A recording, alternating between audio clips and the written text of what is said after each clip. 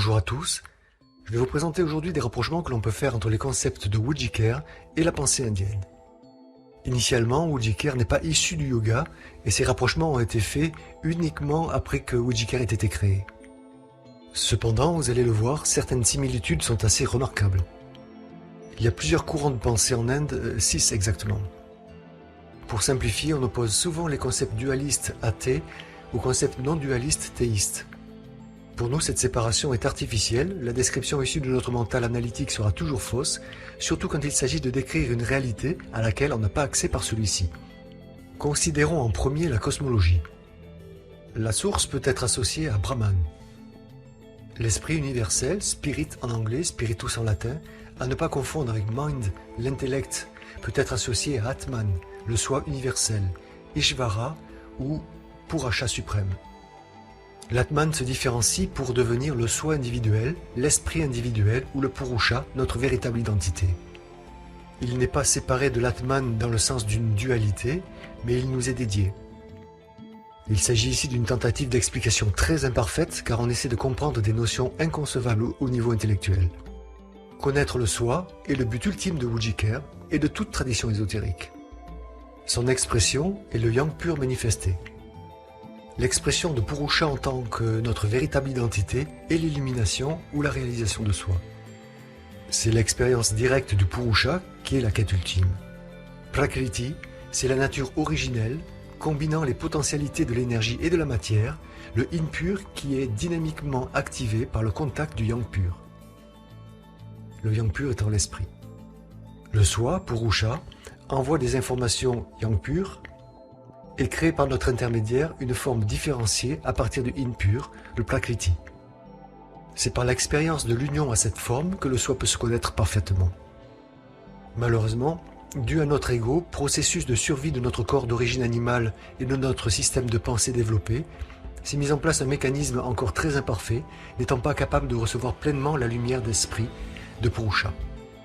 C'est ce qu'on appelle dans Wujicare le cercle vicieux de la prison égotique.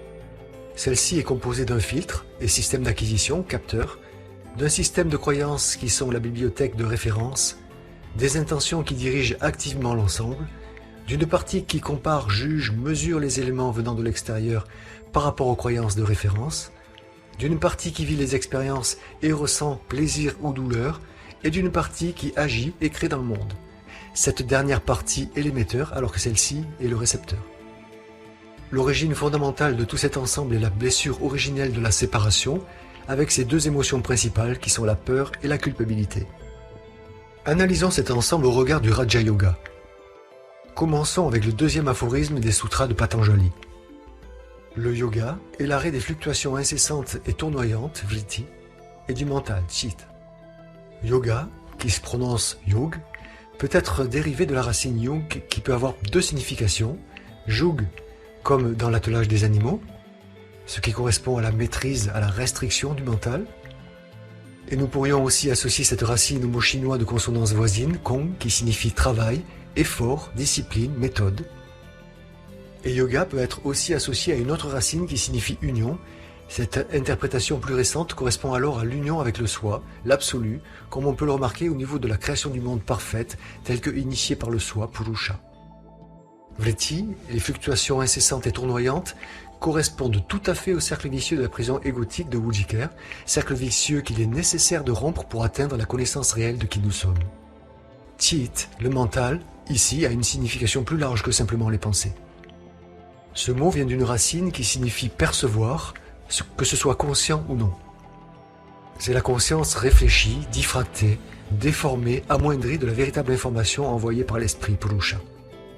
On peut séparer Chit en 3 éléments dans le yoga, dans le Raja Yoga, Manas, Buddhi et Ahamkar. Manas, c'est la captation et l'enregistrement des données du monde par les sens. Ici, cela correspond au système d'acquisition et filtre. Buddhi, c'est la faculté de discernement, comparaison, de jugement, de mesure, catégorisation des informations issues de Manas et le stockage de celles-ci. Cela correspond au système de jugement. Ahamkar, c'est la notion de séparation qui permet à l'observateur d'être distinct de l'objet observé. C'est la notion d'identité personnelle. C'est l'ego dans sa faculté d'identification aux expériences et aux croyances actuelles et passées. C'est cette identification qui voile la véritable identité de qui nous sommes. Nous pouvons ici l'associer à la croyance originelle de séparation et du système égotique de survie au niveau des intentions, dont une des principales est la pérennité de l'ensemble et l'illusion que nous sommes issus, que nous sommes nos expériences, les croyances, alors que ce ne sont que des éléments d'une bibliothèque morte. Avidya, c'est l'ignorance qui fait obstacle à l'expérience du soi. Ce qui nous emmène aux deux aphorismes suivants de Patanjali. Alors, celui qui perçoit retrouve sa nature originelle, le véritable soi. Ça, c'est dans le cas où il y a eu arrêt des fluctuations du mental. Et l'aphorisme suivant, dans l'autre cas, il y a identification aux fluctuations du mental. Les pratyayas, c'est-à-dire les pensées issues de l'activité de vritti, deviennent des samskars et des vasanas. Ce sont des empreintes inconscientes qui correspondent au substrat du système de croyance, pensée, émotion, le corps d'inconscience qui constitue l'essence du karma. Allons plus loin avec l'aphorisme 12. Leur suppression, c'est-à-dire la suppression des répulsions et désirs empreintes résultant des fluctuations mentales mémorisées, se réalise par la pratique assidue et le détachement, qui s'appelle Vairagyabhyam, absence de désir et de répulsion. Vairagya signifie littéralement sans couleur. Il s'agit de la voie du milieu ou dans Wujjikar, de la pratique du point zéro. La pratique de Wujjikar s'accompagne aussi d'éléments agissant sur l'émotionnel et sur le corps physique, car ces empreintes sont aussi ancrées dans le corps physique de notre vivant. Ensuite, passons à l'aphorisme 16. Cet état de détachement, c'est-à-dire de tout désir pour les gunas, permet d'accéder à Atman, la conscience pure. Il y a 3 gunas ou qualités dans le monde manifesté. Sattva, l'illumination ou équilibre, Rajas, l'agitation ou l'activité, et Tamas, la passivité, inertie, lourdeur. Chaque objet manifesté est composé de ces 3 qualités. Le mélange de ces gunas dans un objet donné varie en fonction de l'objet et varie dans le temps. On peut associer à ces 3 aspects de la manifestation les 3 éléments créés par le 1 issu de la source dans la cosmologie chinoise. Ces 3 éléments seraient le yin tamash, le yang rajas et l'espace entre les deux, le sattva, qui permet tout mouvement et toute manifestation réelle en parfait équilibre. Le non-attachement suprême est la vision de la danse de ces 3 éléments dans les objets manifestés et de leur nature fluctuante et illusoire. Ensuite, l'aphorisme 18. Asamprajmata Samadhi se produit avec la cessation de toute pensée consciente et seules les impressions subconscientes restent. C'est la pratique consciente du point zéro de Wujjikar.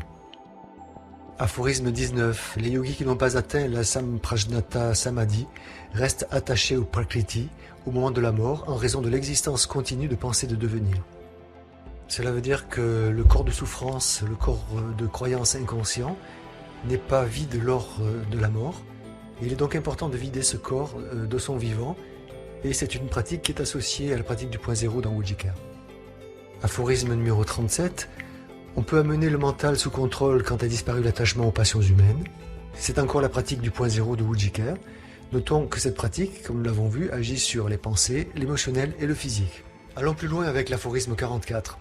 Par ces descriptions qui ont pour objet l'activité mentale et sa cessation, l'acté au plan subtil est expliqué. C'est en faisant cesser le cercle vicieux que nous pouvons avoir accès au plan supérieur, à celui de notre réalité physique, et c'est ainsi que nous pouvons développer les fameux siddhis, les pouvoirs psychiques. L'aphorisme 45, les états subtils du samadhi s'étendent jusqu'au sans forme, et l'aphorisme 48, l'état de conscience supérieur accède à la réalité, Retambara Prajna. L'aphorisme 49, cette connaissance est différente de celle acquise par le témoignage ou la déduction. Effectivement, le témoignage et la déduction, c'est l'intellect. C'est la création imparfaite du monde. Aphorisme 2.1.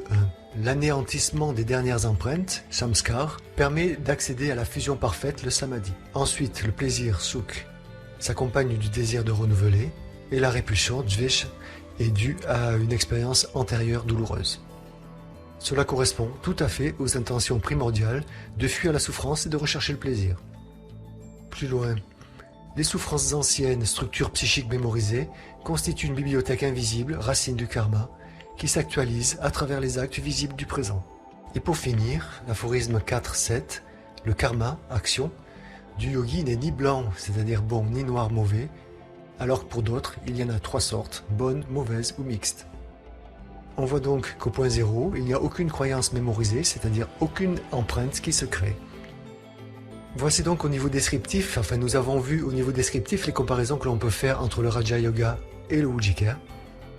Si on considère la pratique elle-même, Patanjali propose une progression en 8 étapes, c'est l'Ashtanga Yoga, qui correspond à Yam les règles, Niyam les habitudes, Asana les postures, Pranayam la régulation du souffle, Pratyahara le retrait des sens, Dharana la concentration, Dhyan la méditation, Samadhi la cessation de toute pensée et l'état fusionnel du méditant avec le sujet.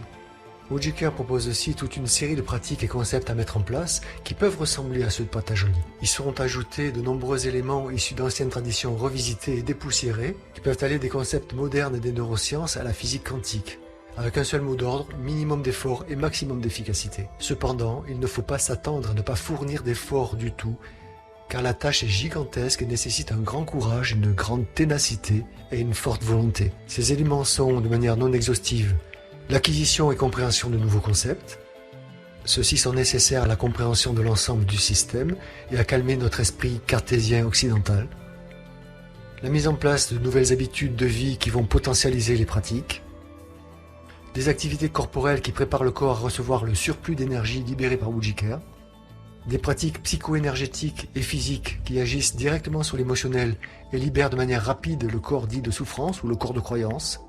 Ce sont ces exercices qui développent les fameux siddhis.